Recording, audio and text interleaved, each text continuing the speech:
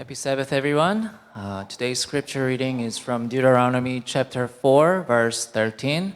And he declared his covenant to you, which he has commanded you, do the 10 words, and he wrote them on 2 tablets of stone.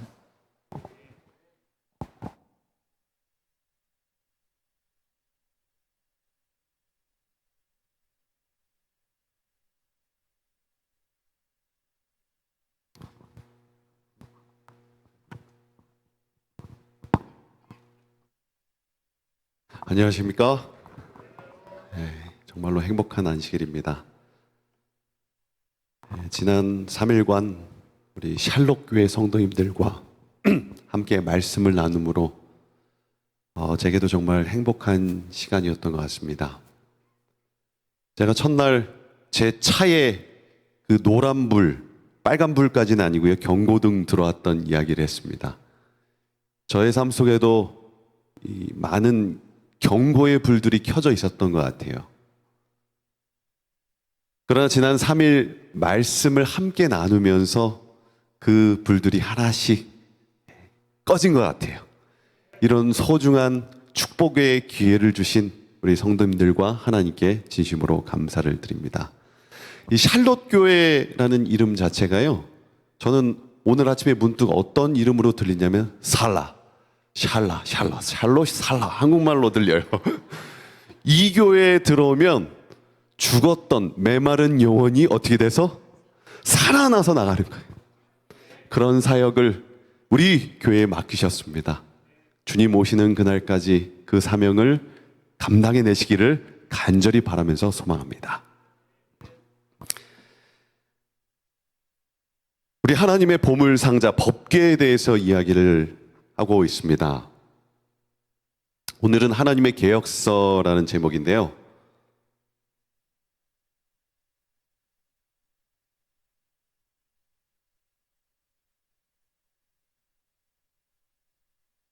죄송합니다. 이게 안 꺼져 있군요. 네, 감사합니다. 인디아나 존스, 저희 세대는 저 영화를 보지 못했습니다. 아마 거의 제가 태어날 무렵에 만들어진 영화 같은데요. 잃어버린 성궤를 찾아서라는 제목이에요. Raiders of the Lost Ark. 법궤를 찾는 이야기예요. 어떤 미국의 고고학자가 국가로부터 명령을 받습니다. 법궤를 찾아라. 그래서 저 독일의 나치군과 함께 경쟁을 벌이면서 법궤를 찾는 이야기입니다. 저 궤가 있으면 전쟁에서 승리할 수 있기 때문에, 그들은 그렇게 믿었기 때문에 저 법궤를 찾는 이야기라고 합니다. 성경에 나타난 이 법궤 어디 갔을까요? 우리는 이 법궤를 볼 수 없어요. 이미 솔로몬 성전 때 이것이 사라졌기 때문에 그 뒤로 찾지 못한 것 같습니다. 만약에 이 법궤가 있으면, 하나님께서 이것을 남겨뒀다면 사람들은 저것을 무엇으로 이용했을까요? 굉장히 우상화시키고, 저 법궤 때문에 아마 전쟁, 세계 4차 대전이 일어날지도 모르겠습니다. 그 정도로 이 역사적으로, 성서적으로 중요한 물건이 바로 하나님의 법궤입니다. 그런데 하나님의 법궤가 중요한 이유는 그 안에 내용물 때문에 중요해져요. 우리가 지난 시간에 공부했듯이 아론의 쌍난 지팡이가 있었고 또 만나 항아리가 있었습니다. 그 이야기를 우리 장로님께서 기도로 정확하게 요약을 해주셨어요. 제가 샬롯 교회에 있으면서 굉장히 감동을 받는 것은 이 찬양과 기도가 하다 보면 벌써 제가 설교 나눌 말씀이 없어져요. 이미 다 하셔가지고 굉장히 제가 큰 감동을 받고 은혜를 받고 갑니다. 오늘은 그 세 번째 시간 가장 중요한 문서입니다. 신명기 4장 13절에 있는 말씀인데요, 우리 문지은 집사님께서 읽으셨습니다. 여호와께서 그의 언약을 너에게 반포하시고 너희에게 지키라 명령하셨으니 곧 십계명이며 두 돌판에 친히 쓰신 것이라. 무엇을 반포하셨냐면 언약을 반포하셨습니다. 즉 십계명은 단순한 고대 근동의 이 법전을 넘어서서 하나님과 인간 사이에 언약 문서예요. 다른 말로 계약서라는 것입니다. 계약서라는 것은요, 친한 사람끼리는 잘 쓰지 않아요. 아버지와 아들 간의 계약서를 씁니까? 너는 오늘부터 내 아들이야. 오늘은 아빠 말을 안 들었네? 우리 계약 파기해. 내 아들 아니야. 이렇게 할 수가 없어요, 가까운 관계에는. 이 계약이라는 것은 좀 멀리 있는 관계가 가까워질 때 쓰는 것이 계약서입니다. 그래서 사실 부부 관계도 가족이에요, 원래 남이에요? 남이에요. 원래 님 하나에다 뭐 하나만 찍으면, 점 하나만 찍으면 남이 되죠. 그래서 부부 관계는 이 세상에서 제일 가장 가까운 관계이기도 하면서 가장 먼 관계인 것 같기도 합니다. 결혼하기 전까지는 남입니다. 제가 예전에 삼육대학교 체육관에 있을 때 이 가족 할인을 받기 위해서 아내랑 갔어요. 그래서 그 직원분한테 말씀을 드렸습니다. 여기가 제 아내입니다. 가족 할인을 해줘야 안 해줘요? 안 해줘요. 제가 그 자리에서 제가 사랑하는 사람입니다. 포옹을 해도 안 해줘요. 제 룸메이트입니다 해도 안 해줘요. 뭘 가져와야 해줄까요? 증서가 있어야 돼. 계약서가 있어요. 우리는 그것을 한국 표현으로 등본이라고 그렇게 표현을 하죠. 이 두 사람이 결혼 관계에 있습니다라는 그 증명서가 있어야 하는 것이죠. 그래서 그 다음에 등본을 떼어갔더니 곧바로 할인을 해 주었습니다. 성경과 고대 근동에 나타난 이 타인과의 관계 속으로 들어가는 것을 언약이라고 그렇게 표현을 합니다. 어떤 관계가 있었냐면 결혼 관계, 그리고 그 다음에는 양자, 어답션이죠. 그 다음에 나라와의 조약, 강대국과 약소국이 서로 조약을 맺습니다. 약속을 합니다. 그래서 만약에 약소국이 다른 외부의 침입이 들어왔을 때 강한 나라한테 도와주세요 하면 와서 도와주는 거예요.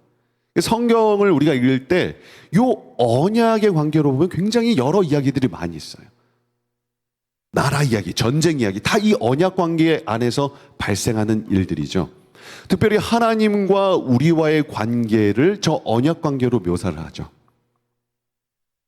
하나님이 우리의 뭐가 되십니까? 아버지가 되시고 우리가 아들이다. 하나님이 우리의 남편이고 우리가 아내, 교회는 아내다, 이런 표현이 있지 않습니까? 그 다음에 예수 그리스도가 우리의 야훼가 여호와 니시, 전쟁을 대신 치러주는 야훼 하나님이 전쟁 용어입니다. 그래서 여호와 니시가 여기서 나오죠. 이런 표현들, 고대 근동의 언약의 요 모습들이 우리 성경에서도 살펴볼 수 있습니다. 그래서 하나님께서 언약을 맺으신다라는 것은 무슨 말이냐면 우리의 관계가 어떻게 됐다라는 의미입니까? 죄로 인해서 멀어졌다는 거예요. 그래서 언약을 맺으신다라는 것은 내가 너와 가까워지고 싶다라는 표현이에요. 그래서 언약을 맺을 때는 제단을 이렇게 두 개 세웁니다. 그리고 거기에 짐승을 쪼개요. 어떻게 한다고요? 쪼개. 무엇을 의미합니까? 어기면 얘처럼 된다. 굉장히 무서운 이 관계가 되는 것이죠. 그리고 그 제단 사이를 손을 잡고 지나가요. 그리고 나서 그 언약 증서, 그 당시에는 이제 종이가 없던 시절에는 돌에다가 이제 사인을 하죠. 인을 딱 짓습니다. 그러면 언약이 체결돼요. 그리고 이 언약이 체결된 다음에 이 두 당사자는 뭘 합니까? 어제 말씀드렸듯이 밥을 먹어요. 그러면은 이 언약이 완성된 것입니다. 이것이 바로 성소로, 성경에는 성소로 확장됐습니다. 그래서 뭐가 있습니까? 번제단에 제물이 드려지고요. 그 다음에 성소가 있고 성소 맨 끝에 지성소 안에 무엇이 있어요? 법궤가 있고 그 법궤 안에 뭐가 있어요? 오늘 말씀의 제목인 언약 증서가 있는 거예요. 그래서 십계명은 단순한 도덕 문서가 아니에요. 하나님과 이스라엘 백성 간의 언약 증서인 것이에요. 특징은 뭐냐면 이 언약이 잘 유지되기 위해서는 뭐를 지켜야 돼요? 간단합니다. 원리는 법을 잘 지키면 언약이 유지가 되고 법을 어기면 언약이 깨져요. 그래서 사사기에 보면 그 신명기서와 레위기에 보면은 이 복과 저주에 대한 하나님의 메시지가 있지 않습니까? 하나님의 율법을 지키면 너희가 무엇을 받고? 복을 받고, 율법을 어기면 벌을 받고, 이게 극명하게 나옵니다. 그래서 사사기의 백성들이 하나님의 말씀에 순종할 때는 그 나라가 잘 되다가 하나님의 법을 어겼을 때는 어떻게 됩니까? 막 그 다른 나라가 침입하고 전쟁이 일어나고 그런 모습을 우리가 살펴볼 수 있어요. 그런데 이스라엘 백성들은 이 율법을 잘 지켰어요? 아니면 어겼습니까? 어겼어요. 그래서 하나님께서 이 율법을 주실 때 그 율법을 어긴 것을 다시 회복하기 위해서 동시에 주신 게 무엇이냐면 제사법이에요. 용서해 주는 것입니다. 죄가 있더라도 번제단에 진심으로 회개하는 심령으로 제물을 가져올 때 용서가 일어나요. 그래서 1년에 한 번 대속죄일이 있었죠. 그래서 지성소에다가 그 피를 뿌림으로 죄가 완전히 도말되는 그 시스템을 하나님께서 만들어 주셨습니다. 이게 이제 다른 이 고대 근동의 언약과 하나님이 만드신 언약이 차이점입니다. 그리고 또 하나의 차이점은 무엇이냐면 아까 그 제단 위에 동물을 쪼갰잖아요. 어기면 어떻게 된다는 거예요? 너 쪼개지는 거야. 근데 하나님의 언약은요, 뭐가 다르냐면 누가 쪼개져요? 원래 우리가 쪼개져야 되는데 하나님 자신이 쪼개진다라는 의미를 가지고 있어요. 십자가를 상징하는 거죠. 그래서 이 옛날 구약 성소의 언약은 성소로 이해할 수 있고 신약 성경의 새 언약은 예수 그리스도가 쪼개짐으로 말미암아 우리는 그 언약의 관계를 살펴볼 수 있습니다. 이것을 사건으로 확장하면요, 이스라엘 백성들이 출애굽을 하면서 유월절을 경험합니다. 양을 잡고 피를 발라요. 이게 다 언약의 패턴 속에 있는 거죠. 그리고 50일 뒤에 시내산에서 율법, 그 계약 증서가 반포되면서 언약이 완성됩니다. 따라서 출애굽기의 핵심은요, 애굽에서 나온 이야기가 아니에요. 뭐가 핵심입니까? 나와서 언약을 맺은 이야기가 핵심입니다. 언약이 없으면요, 출애굽기는 그냥 강도떼들이 그냥 탈출한 거예요. 그 광야를 떠돌다가 그 가나안 땅을 침입해서 땅을 차지한 그런 이야기입니다. 도둑떼 이야기예요. 만약에 없었더라면 광야 40년이 필요했습니까? 필요 없었습니까?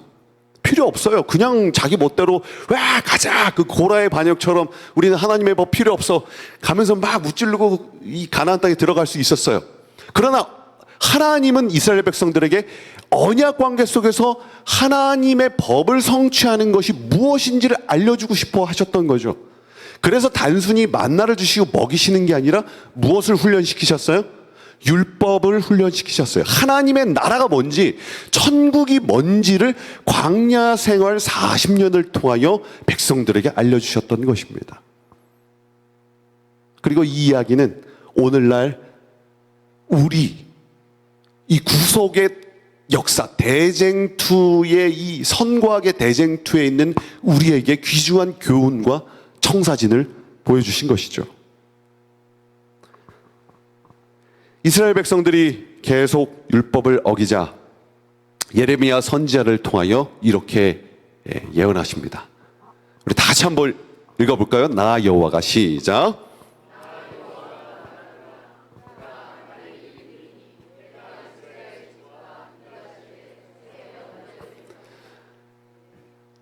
새 언약을 세우리라.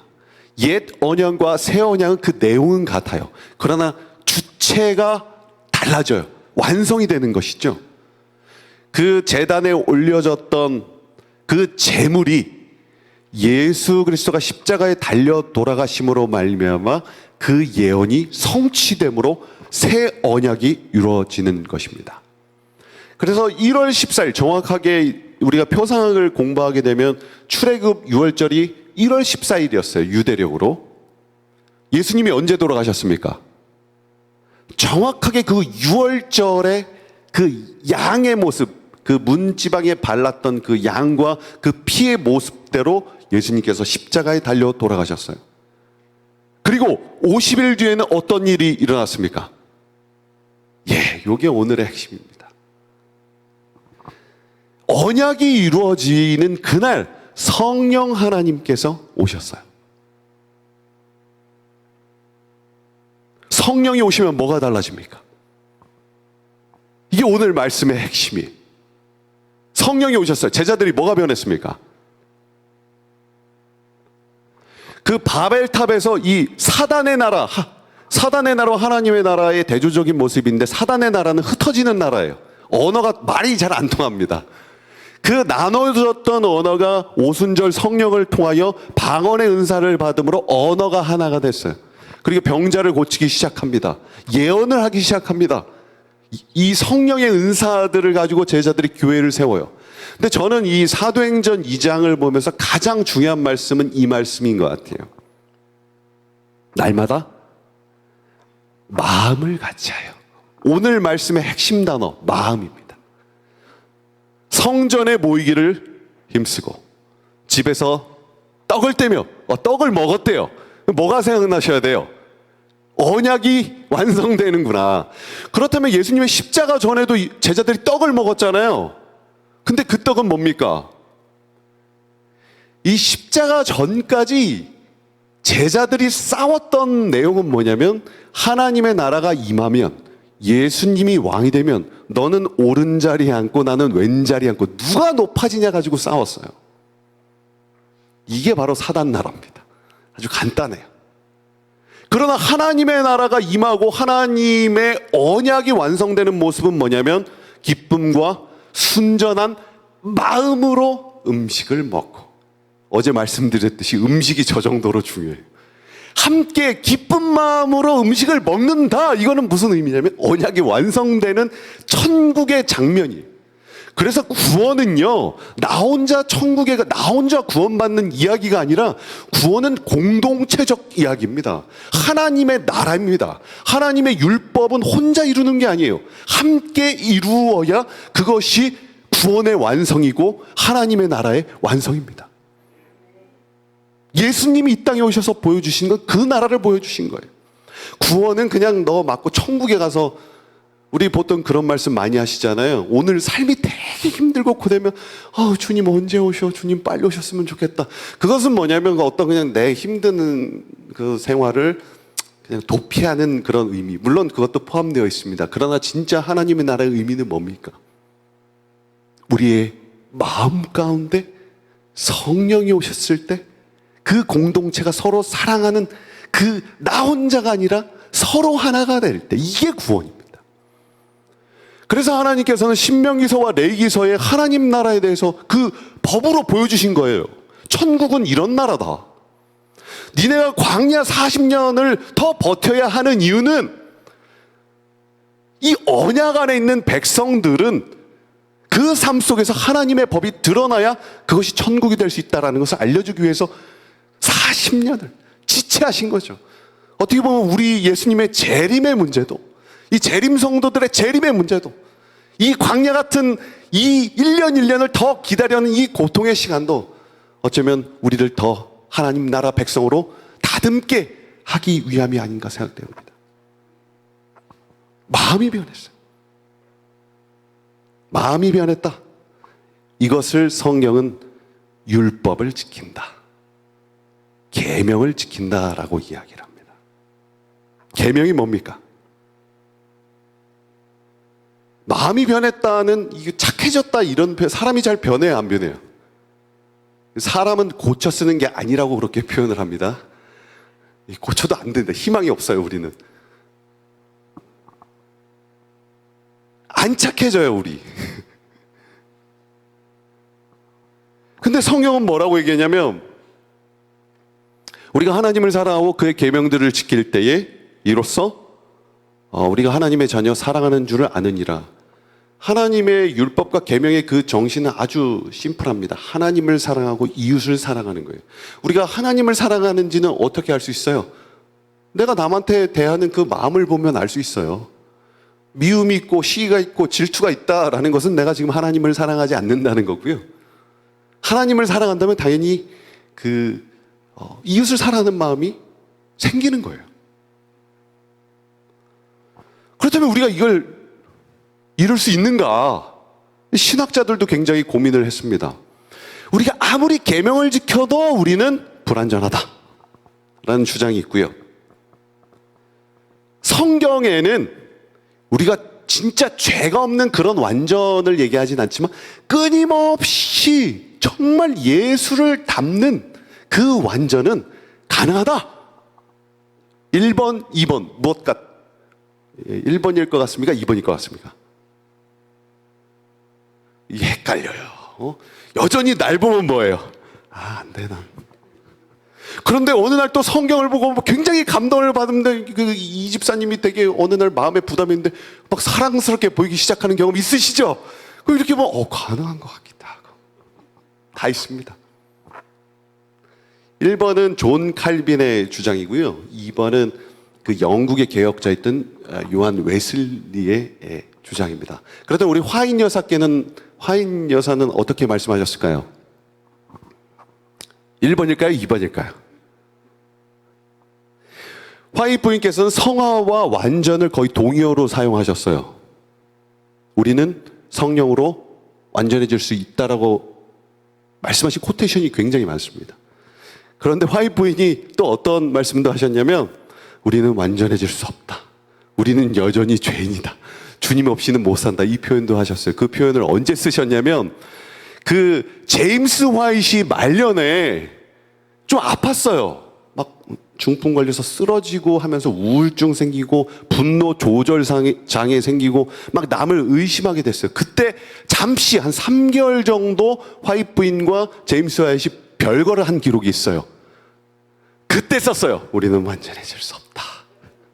자, 우리는 우리의 신앙생활을 어디서 가장 많이 검증할 수 있냐면 부부관계에서 검증할 수 있어요.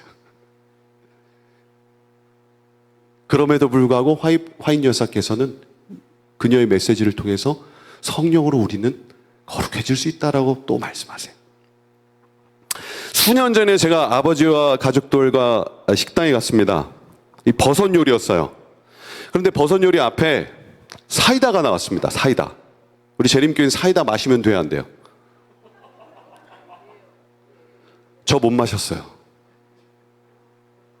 저희 아버지는 설탕과 우유가 들어간 음료나 음식을 절대 어렸을 때부터 못 먹게 하셨고 그동안 저 학교 다니면서 마셨는데 아버지가 딱 나타나니까 못 마시겠어요.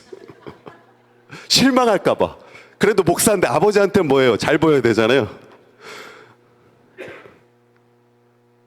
삼육대 후문에서 떡볶이를 먹는데 떡볶이에 고춧가루가 많이 들어가 있고 치즈가 들어가 있잖아요. 그걸 제 동생도 지금 목회자, 동중하나회 목회자가 됐는데요. 여자 목회자예요. 저는 가끔 제가 동생이 있는 걸 잊어버려요. 8살 밑에 있는 여동생인데 작년인가 뒤늦게 목회자가 돼서 목회를 하고 있습니다. 근데 우리가 대학 시절에 그 삼육대 후문에서 떡볶이를 둘이 맛있게 막 먹었더니 아빠가 바벨론 음식을 그냥 목사가 될 사람들이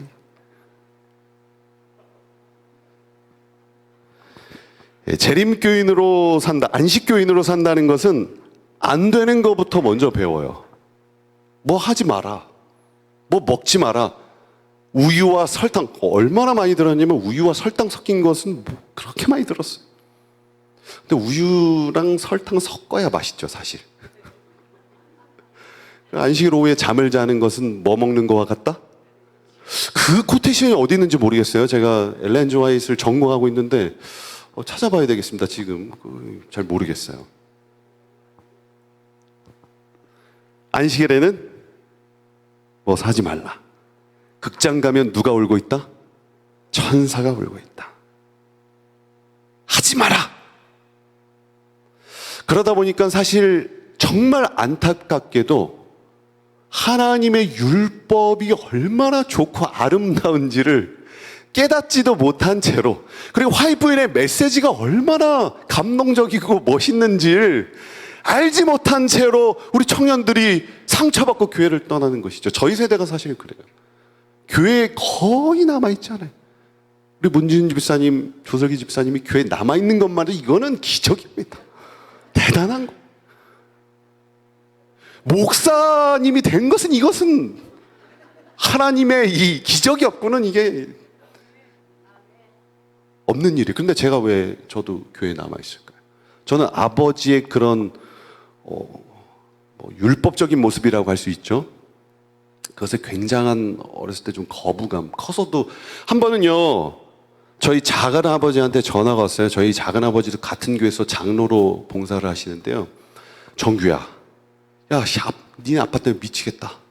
교인들을 너무 힘들게 해. 네가 좀 어떻게 해봐. 네가 목사잖아. 그래서 제가 아버지를 만났습니다. 아버지 그러지 말라고.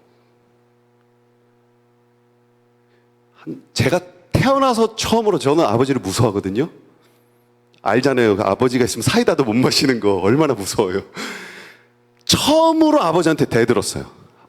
왜냐하면 아버지가 그렇게 교인들한테 뭐 이거 해라 저거라 하면 젊은 사람들 안 듣는다.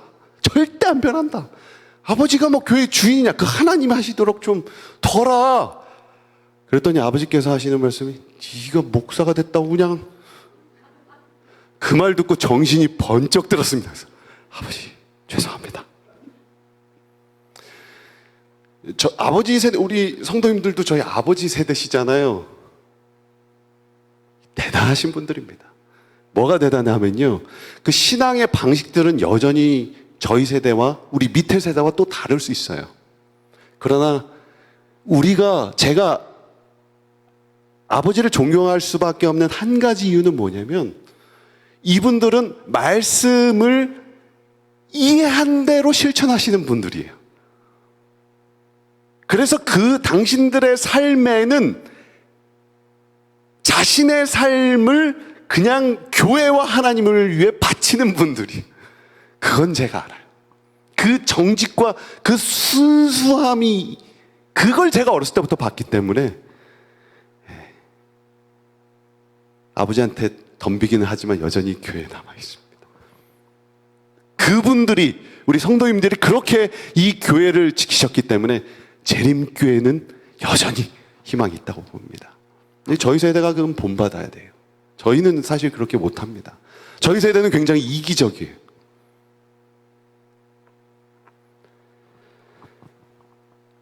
우리 6번째 계명은 살인하지 말라입니다. 잘 지키십니까? 살인하지 말라. 아마 여기 계신 분들은 이 법을 잘 지키셨을 거예요. 만약에 그 법을 어겼으면 감옥에 계실 거니까. 근데 만약에 살인죄에 대한 벌금이 10만 원이면 어떻게 될까요? 내가 누군가를 없애고 10만 원만 내면 돼. 저는 한 5년에 한 번씩 10만 원을 냈던 것 같아요. 저분은 좀 없었으면 좋겠다. 굉장히 나를 힘들게 한다. 없었으면 좋겠다. 사실 제가 살인을 안 한 게 아니라 사회의 법 때문에 어쩔 수 없이 못한 거죠. 그래서 예수님은 마음으로 누구를 미워한 것도 살인했다라고 그렇게 말씀하시는 거예요. 즉 율법의 문제는 겉으로 드러나는 행동 역시도 율법의 범주에 포함되지만 가장 중요한 건 뭐예요? 우리의 마음이에요. 마음이 어디에 있느냐. 아무리 목사가 되고 제가 설교를 하고 교회에 헌신을 해도 그 마음이 어디 있느냐.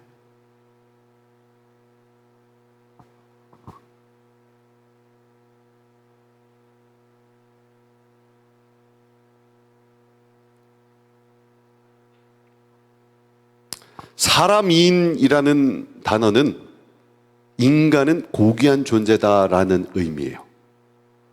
근데 문제는 사람인 혼자 있을 때는 고귀한 존재인데 저 옆에 있는 한자 사이간입니다. 사람 사이가 됐을 때는 엉망이 돼요. 상처를 받습니다.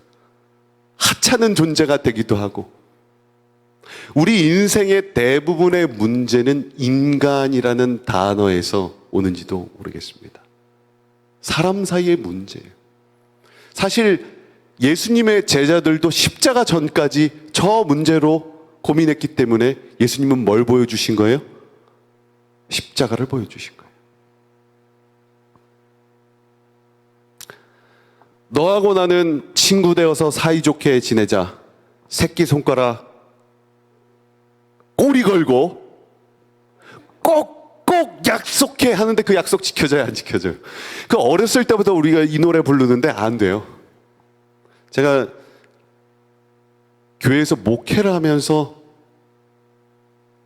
가장 힘들었던 게 이 문제. 사람은 과연 그 마음이 변하는가? 고슴도치 딜레마라는 학문적인 표현이 있어요. 그것은 뭐냐면 추운 겨울날 고슴도치가 가까이 가요. 추우니까 온기를 느끼기 위해서. 어떻게 됩니까? 따가워. 아이, 가시가 있네. 자기가 가시가 있는 줄은 모르고요. 그럼 멀어집니다. 멀어지면 어때요? 아우, 춥다. 다시 가야 되겠다.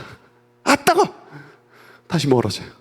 가까이 가지도 못하고 멀어지지도 못하는 이 딜레마를 인간의 고슴도치 딜레마라고 심리학자들이 표현을 합니다. 사실 우리의 힘으로는 서로 사랑할 수 없죠. 언약을 지킬 수 없어요. 법을 지킬 수 없습니다. 그러면 어떻게 해야 될까요? 성경에 나타난 대로 다시 하면 돼요. 오늘 그것을 말씀드리도록 하겠습니다. 에스겔 36장 25절 다 같이 읽어볼까요? 시작.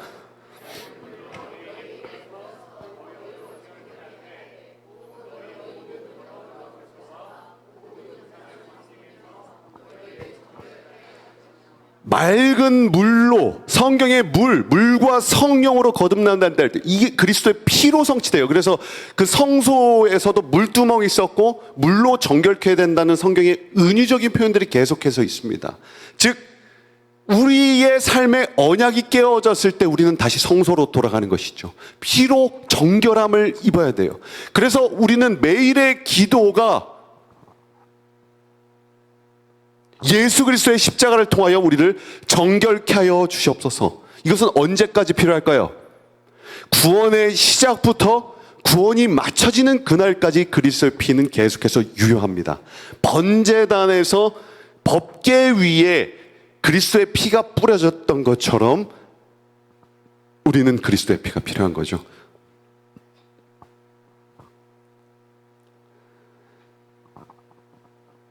굉장히 오래된 사진인데요.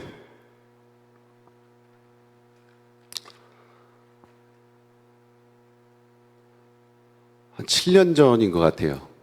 저희 아이가 이제 5살, 미국 나이로 4살이죠. 뭘 하고 있을까요? 무엇인가를 보고 있어요. 제 아내에게 문자가 왔습니다. 여보, 빨리 와서 시후, 제 아이들이 시후인데요. 시후 좀 구원해 주세요. 무슨 표현을 썼어요? 구원해 주세요.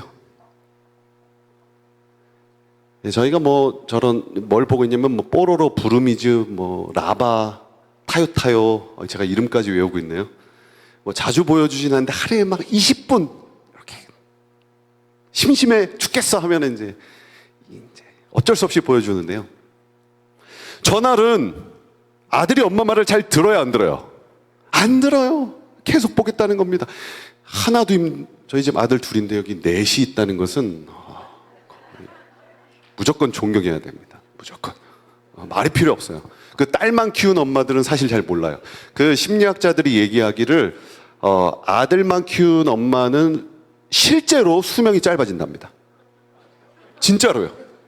이거는 검증된 자료예요. 근데 아들 넷을 키우면 하나님만이 보상해 주실 수 있어요. 이 땅에서는 절대 그 보상을 얻지 못해요.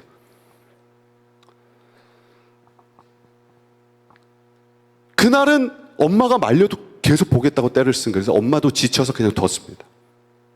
제가 밤 10시에 갔는데도 저러고 있어요. 5시간이 지났습니다. 아이 눈이 빨개져 있어요. 오줌 싸러 가면 엄마가 끌까 봐 오줌을 바지에 쌌어요. 근데 1시간이 지나니까 어떻게 돼요? 다리를 긁어가지고 다리, 눈, 그냥 빨개졌어요. 저 장면을 보는데 심장이 벌컥벌컥 뛰기 시작했어요. 아버지의 분노. 저 컴퓨터를 던져버리고 싶은 마음이 있었고, 두 번째로는 저 뽀로로 저거 만든 사장님 찾아가서 왜 이렇게 만들어서 애들이 대통령 뽀로로 대통령을 만들었냐 따지고 싶었고, 세 번째, 저희 아버지가 저를 훈육했던 방식. 옛날 방식 뭡니까? 회초리 아니죠. 네 다리 몽둥이를 분질러야 돼. 이게 희한한 표현이에요. 야, 이렇게 무서운 표현이 어디? 야, 정말 이거는 감옥 갑니다. 이런 표현을 쓰셨어요, 어른들은. 내 오늘 너 매를 대서 너의 버릇을 고쳐놓겠다. 화가 나서 딱 갔는데 저도 모르게 이 아이를 꽉 안아주면서 슈야 미안해.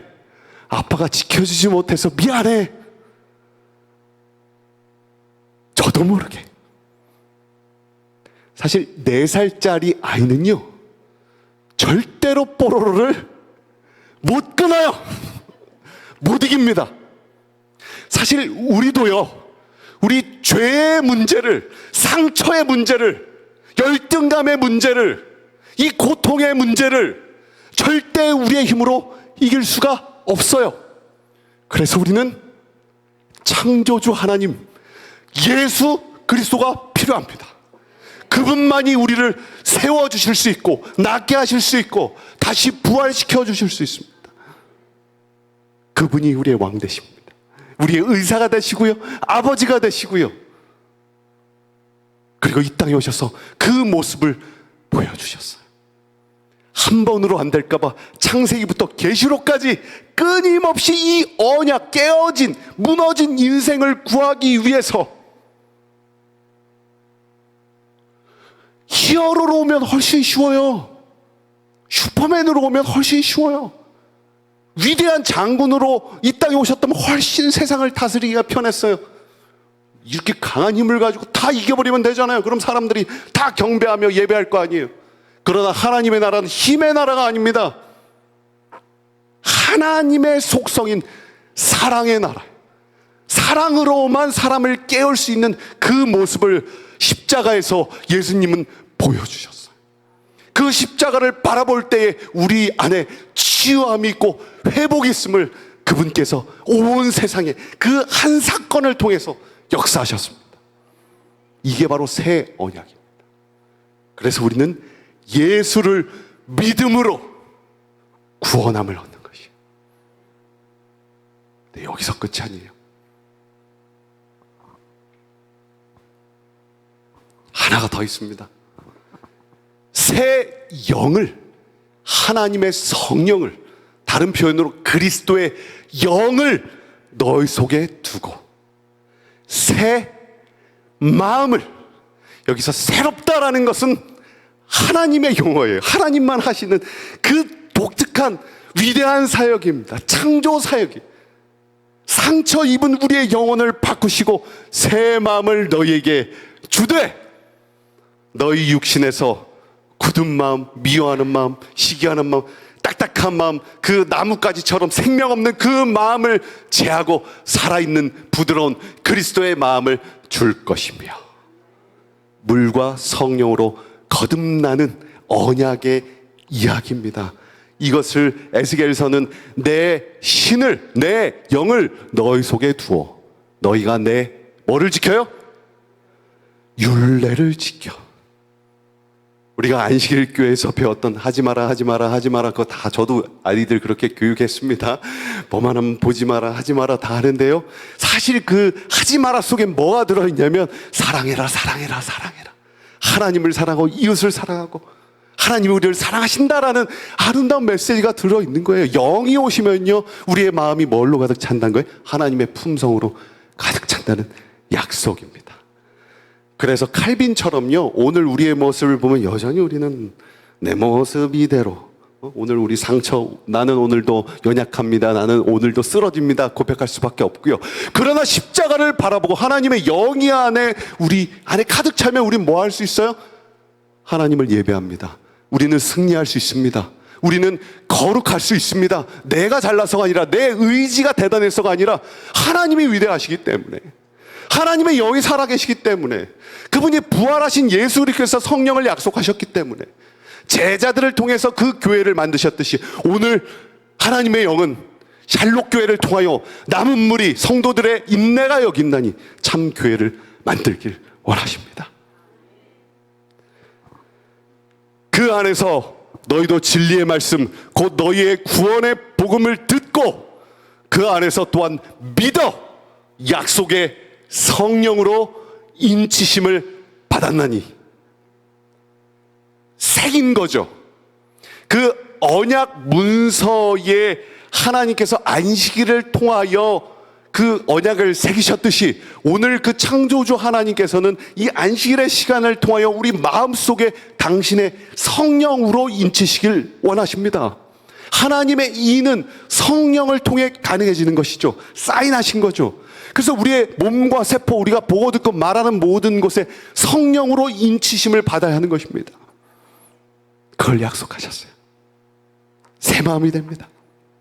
그래서 구원은 나 혼자 받는 게 아니라 뭐예요? 하나님 나라는요, 하나님 나라에 딱 갔는데 나 혼자 있어요. 그건 하나님의 율법이랑 맞지 않습니다. 하나님의 나라는 늘 공동체입니다. 그래서 삼위 하나님도 공동체고요, 남자 여자 자녀를 주실 때도 공동체고요, 우리 교회도 구약의 이스라엘 백성들도 공동체였고요, 신약의 교회도 공동체였습니다. 하나님의 나라는 복수예요. 함께 구원받는 세상입니다. 그 나라를 이루게 되길 간절히 바랍니다. 인간과 인간 사이, 우리는 고슴도치 같아서 서로 상처만 줘요. 그러나 그 스웨터예요.